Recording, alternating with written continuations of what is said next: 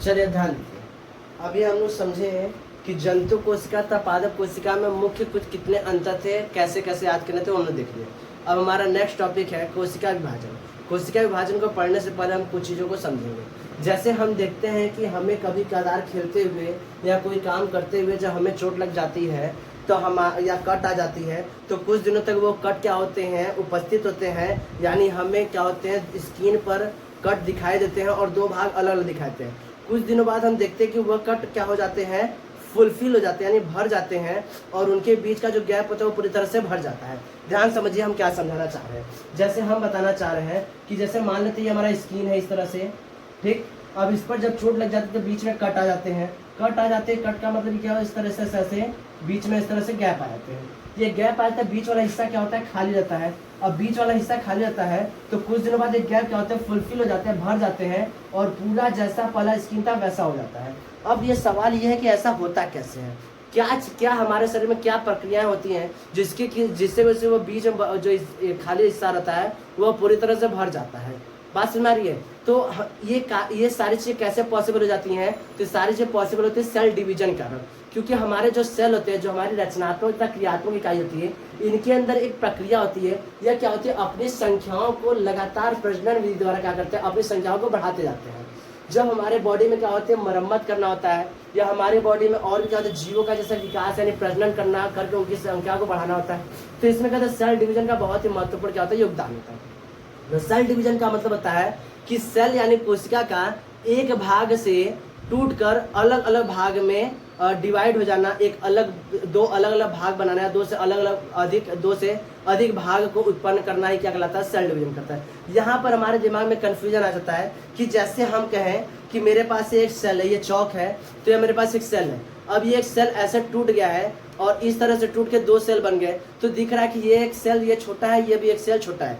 तो हमें हमारे दिमाग में आता है कि ऐसा होता है कि सेल टूट के कई पार्ट बनते हैं, तो ऐसा नहीं होता है। ये होता क्या, जैसे आप समझिए, जैसे होता क्या है कि कोई एक एनिमल है, वो अपने ही जैसे नए एनिमल को जन्म देता है। सेम यही चीजें होती है सेल के अंदर।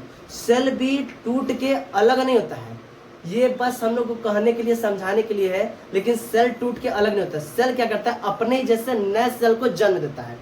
नाम दे दिया सेल डिवीजन, यानी कि कोशिका विभाजन, लेकिन ये कोशिका विभाजन नहीं है। ये टॉपिक हम लोग पढ़ते हैं कि कोशिका को जन्म देना, यानी पुरानी कोशिकाओं से नई कोशिकाओं को जन्म देना ही हम लोग का टॉपिक है। तो सेल डिवीजन को नाम हम लोग सेल डिवीजन पढ़ेंगे, लेकिन हम इसमें पढ़ने जा रहे हैं कि एक कोशिका नए कोशिकाओं को किस तरह से जन्म देता है, क्या क्या उनकी प्रक्रिया होती है और क्यों यह महत्वपूर्ण है। तो नाम है सेल डिवीजन, यानी सेल को टूट जाना, लेकिन सेल का टूटना नहीं है, यह सेल का टूटना, बल्कि सेल को क्या है, सेल यानी कोशिकाओं का जनसंख्या, उनकी संख्या में वृद्धि करना होता है। यानी जिस तरह जैसे एक कोई जंतु है, उसने अपने जैसे नए जंतु को जन्म दे दिया, तो उनकी संख्या में वृद्धि हुई ना, तो इसी तरह कोशिकाओं में भी होता है। कोशिका भी एक कोशिका है, वो नए कोशिकाओं को जन्म देती है, कोशिकाओं में वृद्धि होती है। तो भाई कोशिका का हानि थोड़ी ना हो रहा है, इसमें कोशिका की वृद्धि हो रही है।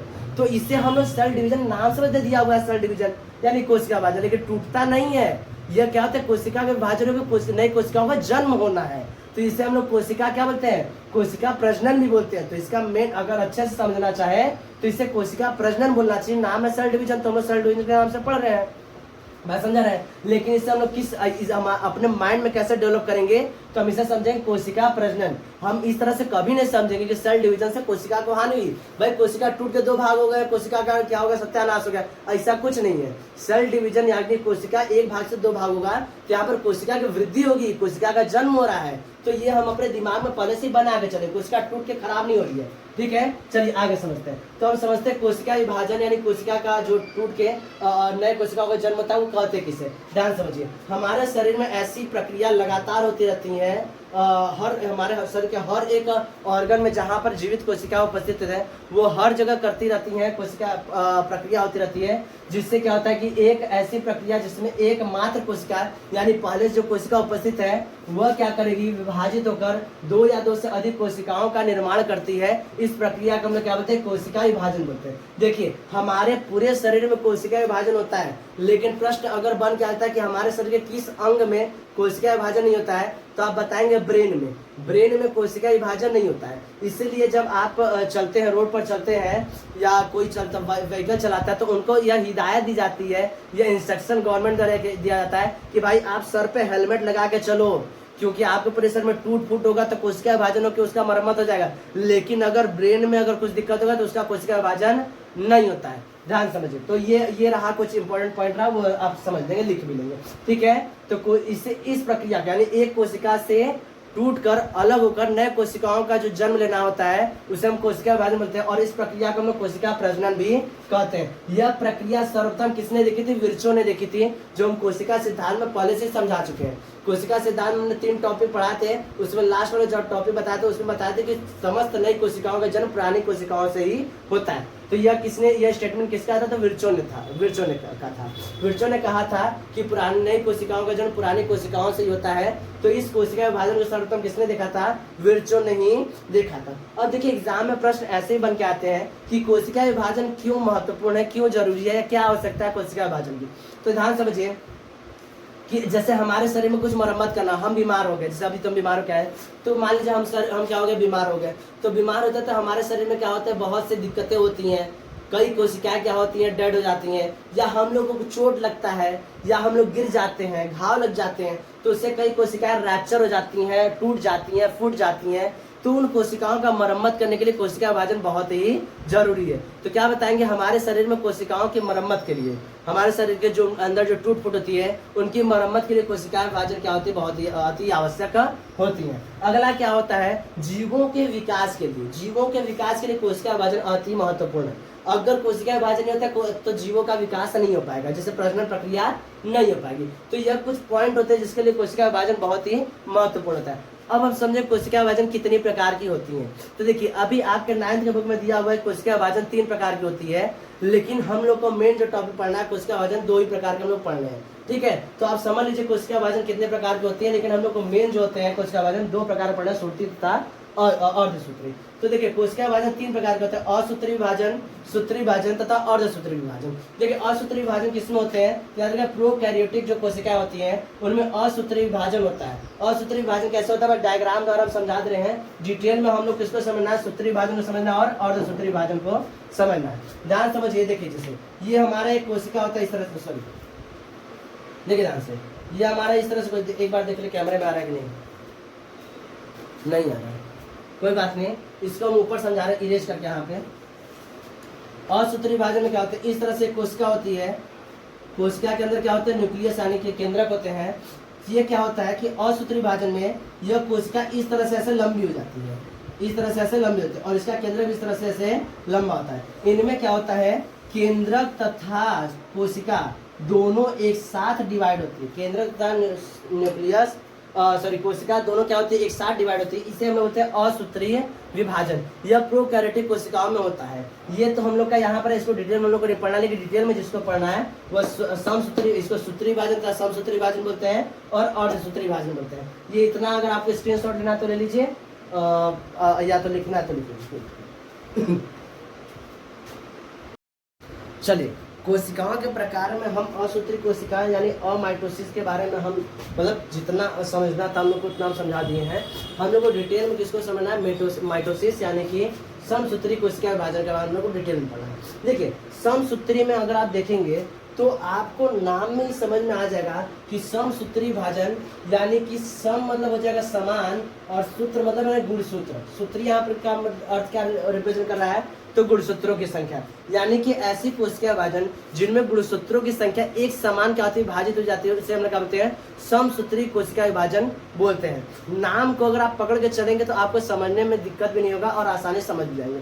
तो इंग्लिश में क्या नाम है इसका? माइटोसिस कोशिका विभाजन, माइटोसिस सेल डिवीजन बोलते हैं यानी माइटोसिस बोलते हैं, और हिंदी में क्या बोलते हैं? इसे समसूत्री कोशिका विभाजन भी बोलते हैं तथा सूत्री कोशिका विभाजन बोलते हैं। तो इनमें क्या होता है? यह एक प्रकार का कोशिका विभाजन है, यह एक इस ऐसा कोशिका विभाजन है या एक इस प्रकार का कोशिका विभाजन है जिसमें एक जो मात्र कोशिका होती है, एक जो मात्र कोशिका होती है यानी जो मदर या पेरेंट सेल होते हैं या जो मदर सेल होते हैं वह अपने ही जैसे क्या होते हैं? विभाजित होकर क्या होते हैं? यह जो मात्र कोशिका होगी यानी पेरेंट सेल होंगे, यह डिवाइड होके एक से अधिक पार्ट क्या होते हैं?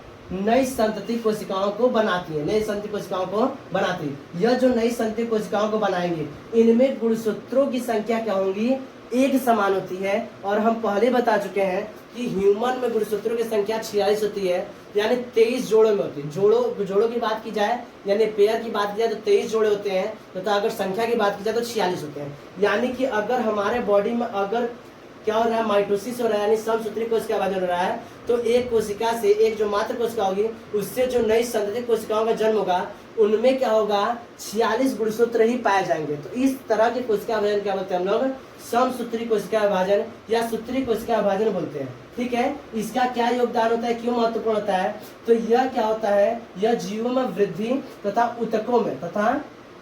ऊतकों के मरम्मत में सहायता करती है। तथा इनके अलावा यह जो कोशिका विभाजन यानी कि समसूत्री कोशिका विभाजन है, यह हमारे क्या होते हैं, जैसे कुछ और जो जीव होते हैं उनमें अलैंगिक जनन में क्या होती है, सहायता करती हैं। तो इस तरह से इसका फिगर भी है। अब फिगर में जब एग्जाम में आगे लिखने के लिए तो फिगर बनाना इसका मस्ट रहता है, तो आप फिगर बनाएंगे। तो फिगर में क्या होता है, देखिए यहाँ पर हम बस एग्जाम्पल के लिए आपको दिख रहे हैं कि 4 ही जोड़े बना है, लेकिन आप इतना नहीं समझे कि 4 ही जोड़े होते हैं। हमारे शरीर में हर एक कोशिका के अंदर 46 गुणसूत्र होते हैं। 46 क्या होते हैं, गुणसूत्र होते हैं। तो आप यहाँ बताएंगे कि 46 गुणसूत्र, लेकिन एग्जाम्पल के लिए हम बस क्या बताया है कि 4 जोड़े बना है। इसको समझने के लिए ये हमारा क्या है, मात्र कोशिका है। यह मात्र कोशिका क्या होती है, जब ये मैच्योर हो जाती है यानी कि वयस्क हो जाती है, तो क्या होती है, 2 भाग में बढ़ जाती है। 2 भाग में बढ़ जाती है तो मात्र कोशिका 2 भाग में बढ़ गई, तो ये दोनों कोशिकाएं क्या कहलाएंगी, संतति कोशिकाएं कहलाएंगी। और इनके अंदर देखिए, इनके अंदर भी क्या है,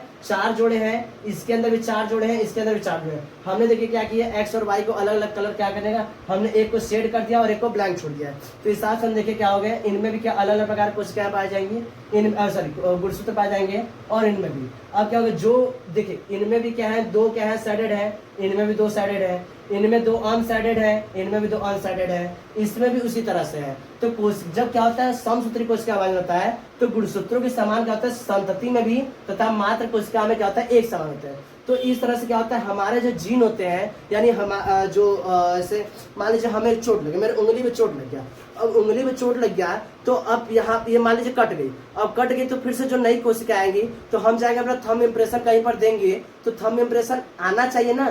तो उसके लिए क्या होगी कि हमारे जो डीएनए है, डीएनए में पहले से इन्फॉर्मेशन भाई इसी तरह आपको ये बनाने हैं, तो इसी तरह से क्या होगा, सेल बना के रेडी कर देगा, तो हमारे थंब इम्प्रेशन में उसी तरह इम्पैक्ट आता है जैसे पहले था। तो किसके कारण होता है, तो माइटोसिस के कारण होता है, कि किसके, समसूत्री कोशिका विभाजन होता है। अगर ऐसा नहीं होता तो भाई इसका जो नई कोशिका विभाजन का इन्फॉर्मेशन ही चेंज हो जाता, पता चला हम बना रहे कुछ और, मेरा अभी पहले मेरा डीएनए कुछ और था, अब नया कुछ डीएनए हो गया। तो इसलिए क्या होती है, हमारा डीएनए पहले नई कोशिकाओं में बरकरार रहता है, किसके कारण, तो समसूत्री कोशिका विभाजन कारण। बात में रहा है। तो क्या होता है, एक मात्र कोशिका क्या होती है, जब मैच्योर हो जाती है तो 2 नए संतति कोशिकाओं का क्या करती है, निर्माण करती है। इनमें क्या होता है, गुणसूत्रों की संख्या समान होती है। यह क्या क्या काम करते हैं, यह क्या जीवों में वृद्धि तथा ऊतकों के मरम्मत में सहायता करती हैं, तथा यह कुछ जीवों में क्या करता है, लैंगिक जनन में सहायता करते हैं। इस तरह से हमारा समसूत्री कोशिका विभाजन क्या टॉपिक क्लियर हो रहा है। अब हम लोग नेक्स्ट टॉपिक पढ़ना अर्धसूत्री कोशिका विभाजन। इसका स्क्रीनशॉट लेना तो ले लीजिए, या तो लिखना तो लिख लीजिए। देखिए अब हमारा नेक्स्ट टॉपिक है अर्धसूत्री विभाजन। जैसा कि इसके नाम में, जैसे हम लोग समसूत्री विभाजन को समझे, नाम द्वारा ही हम लोगों ने समझा कि इस नाम में क्या था, समसूत्री कोशिका विभाजन, कि वहाँ पर जब कोशिका विभाजन हो रहा था तो जो मात्र कोशिकाओं में गुणसूत्रों की संख्या थी, वही संतति कोशिकाओं में गुणसूत्रों की संख्या क्या रहती है, समान हो रहती है। अब अर्धसूत्री कोशिका विभाजन को भी हम लोग समझेंगे। तो यहाँ पर देखिए लिखा हुआ अर्धसूत्री कोशिका विभाजन। तो इसमें जो मात्र कोशिका होगी उनमें गुणसूत्रों की संख्या, जो संतति में कोशिका होगी, जो मतलब जो जन्म लेगी मात्र कोशिका से, उनमें जो संतति कोशिका होगी उनमें गुणसूत्रों की संख्या मात्र कोशिका के गुणसूत्रों की संख्या से क्या होगी, आधी होगी। बात समझ रहा है, इसलिए इसका नाम ही अर्धसूत्री कोशिका विभाजन, और इंग्लिश में क्या बोलते हैं, मियोसिस बोलते हैं। बात समझ रहा है। तो हमें ये हमारा नेक्स्ट टॉपिक है, और आई थिंक ये लास्ट टॉपिक भी रहेगा, अर्धसूत्री कोशिका विभाजन। इसको इंग्लिश में मियोसिस बोलते हैं। या पहले इसको समझते, इसका डेफिनेशन कैसे याद करेंगे। देखिए यह एक ऐसी प्रकार की कोशिका विभाजन है, हम लोग पढ़े हैं 3, हम लोग देखिए अमाइटोसिस, माइटोसिस, मियोसिस। ठीक है, मियोसिस हम लोग लास्ट देख रहे हैं। तो अमाइटोसिस हम लोग पढ़ चुके हैं, जो कि प्रोकैरियोटिक कोशिका में रहा था। माइटोसिस हमने देखा वो क्या होता है, जीवों मरम्मत के लिए वो सब काम कर रहा था। ठीक है, अब उसके बाद हम लोग अर्धसूत्री कोशिका विभाजन देख रहे हैं। तो यह एक ऐसी प्रकार की कोशिका विभाजन है जिनमें मात्र कोशिका जो होती है, जो मात्र कोशिका विभाजित होकर नए कोशिका मात्र कोशिका विभाजित होकर चार अनुवांशिक रूप से, ये अनुवांशिक रूप से भिन्न कोशिकाओं का निर्माण करती है। भिन्न, देखिए यहाँ पर गुणसूत्रों की संख्या अलग है, यहाँ पर गुणसूत्रों की संख्या अलग है, तो भिन्न अनुवांशिक रूप से भिन्न कोशिकाओं का निर्माण करती है, इसलिए इसे क्या बोलते हैं ना, अर्धसूत्री कोशिका विभाजन बोलते हैं। और इनमें गुणसूत्रों की संख्या भी क्या हो जाती है, आधी जाती है। मात्र कोशिकाओं गुणसूत्रों की संख्या देखिए कितनी हो गई, तो यहाँ पर कितनी 4 है, 4 से कितनी हो गई, आधी हो गई, आधे से कितनी हो गई, मतलब 4 से कितनी हो गई, 2, 2 से कितनी हो गई, 1 हो गई। तो यहाँ पर गुणसूत्रों की संख्या क्या हो जाती है, आधी जाती है। यह कितने स्टेप में होते हैं, तो 2 स्टेप में, तो यहाँ से एक बार ये और एक बार ये। तो इस तरह से क्या होती है, ये जो कोशिका विभाजन ये हम लोग जो पढ़ रहे हैं, ये क्या कहलाती है, अर्धसूत्री कोशिका विभाजन कहलाती है। ये किसमें होते हैं, तो जब देखिए जब जीवों का प्रजनन होता है, तो चाहे वो नर हो या मादा हो, तो नर के जो शुक्राणु होते हैं तथा मादा के जो अंडाणु होते हैं, उनमें जो कोशिका विभाजन होता है वह अर्धसूत्री कोशिका विभाजन होता है। पहले क्या होते हैं कि जो नर होते हैं, नर में शुक्राणु क्या होते हैं, नर में जो शुक्राणु होते हैं उनमें क्या होता है, पहले से ही एक अर्धसूत्री कोशिका विभाजन पहले से होकर रेडी रहते हैं, यानी युग्मक बन के तैयार होते हैं। कहने मतलब युग्मक बन के तैयार होते हैं। मादा के अंडाणु में भी युग्मक बन के तैयार होते हैं। जब यह दोनों यानी नर शुक्राणु तथा मादा अंडाणु क्या होते हैं, युग्मक तैयार होते हैं, जब इनका आपस में निषेचन होता है। इनका जब आपस में निषेचन होता है, तो निषेचन प्रक्रिया के बाद क्या होते हैं, नई कोशिकाओं का जन्म होता है, कि जो कि बाद में क्या होता है, एक नए मतलब कि अपने पेरेंट्स से जैसे जिस प्रकार के जीव होते हैं उनके जैसे जीवों का क्या होता है, वो विकास होने लगता है। तो इस तरह से ये कोशिका ये क्या होती है, अर्धसूत्री कोशिका विभाजन क्या होता है, अपना कार्य आगे करता है। और यह क्या करता है कि हमारे अर्थ पर किसी भी पर्टिकुलर यानी कोई एक विशेष प्रजाति जो होती है अपनी संख्या को यानी अपनी स्थिति को या अपनी उपस्थिति को इस अर्थ पर बनाए रखना चाहती है। तो एक तरह से क्या होती है, प्रजनन में क्या होता है, सहायता करते हैं। तो किसी भी जीव में जो प्रजनन होता है वो अर्धसूत्री कोशिका विभाजन द्वारा ही होता है। अब यहाँ पर सवाल ये होता है कि वह अर्धसूत्री कोशिका विभाजन में इनमें गुणसूत्रों की संख्या आधी क्यों हो जाती है। तो ध्यान समझिए, इनमें गुणसूत्रों की संख्या आधी हो जाने से क्या होता है कि भाई देखिए, अगर गुणसूत्रों की संख्या पूरा का पूरा एक ही, हम बता रहे हैं कि क्या होता है कि इससे नर शुक्राणु तथा मादा अंडाणु दोनों की युग्मक बन के जो तैयार होते हैं, युग्मक जब मिलते हैं तो आधा नर का तथा आधा मादा का दोनों के क्या होते हैं, गुणसूत्र जाके आपस में मिलते हैं। तो आधा इनका और आधा इनका दोनों का मिलेगा, तो नए जो संतति जन्म लेंगे उनमें क्या होता है, दोनों की क्वालिटी यानी दोनों की प्रॉपर्टी उसमें होकर आती है। तो यह क्या होता है, यह फायदेमंद है। इससे क्या होता है, नए जो बच्चे जन्म लेते हैं, नए जो ऑफस्प्रिंग जन्म लेते हैं, उनमें दोनों की गुण एक तरह से विद्यमान हो जाते हैं। इसलिए क्या होते हैं, हमारा अर्धसूत्री कोशिका विभाजन में गुणसूत्रों की संख्या का आधा होना अनिवार्य हो जाता है। बात सुनाई। इस तरह से हम लोग का कोशिका विभाजन था, जंतु कोशिका था, पादप कोशिका, दोनों टॉपिक हम लोग का क्लियर हो जाता है। ठीक है, इसका आप स्क्रीनशॉट ले लीजिए और इसके बारे में लिख लीजिए।